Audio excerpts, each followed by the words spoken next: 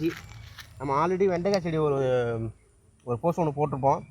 அது சும்மா வச்சு பெருசாக வளர்ந்து முத்தி போய் ஒன்றுமே இல்லை. அதுக்கப்புறம் திரும்ப போட்டது, அது சரியில்லை, வேஸ்ட்டாக போச்சுன்னு சொல்லிட்டு திரும்ப போட்டது. இதை பாருங்கள், இதான் வெண்டைக்காய் செடி.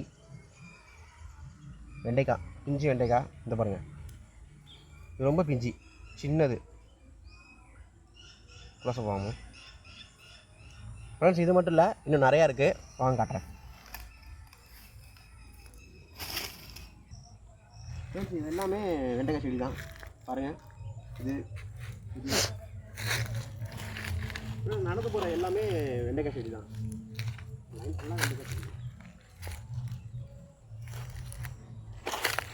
பாருங்கள் ஃப்ரெண்ட்ஸ், நிறையா இருக்குது வெண்டைக்காய் செடி. அந்த வெண்டைக்காய் கூட இருக்குது. ஆக்சுவலாக பூ வந்து இந்த ஸ்டேஜில் இருந்து வெண்டைக்காய் வந்தால் மட்டும்தான் ஃப்ரெண்ட்ஸ் வெண்டைக்காய் நல்லாயிருக்கும். கொஞ்சம் பெருசாக வந்துட்டு கொஞ்சம் முத்தி போனாலும் அந்த வெண்டைக்காயும் முத்தி தான் போகும். இதுதான் பதம், வெண்டைக்காய் பதம் இதுதான். நிறையா இருக்குது, வாங்க. ஏற்கனவே செடி பக்கத்தில் நீங்கள் வந்து சோளம் பார்த்துருப்பீங்க.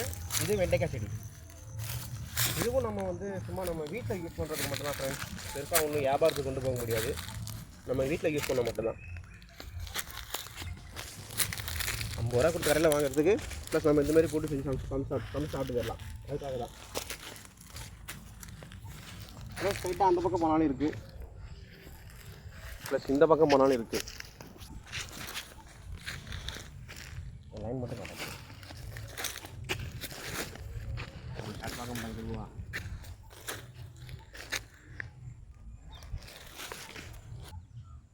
Okay, forward.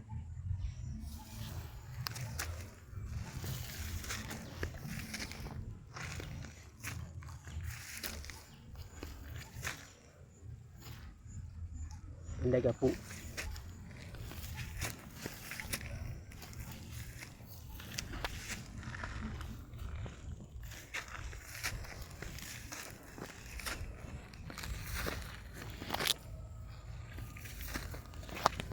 வேறு பிஞ்சு இருக்கு நம்ம நிறைய காட்டு.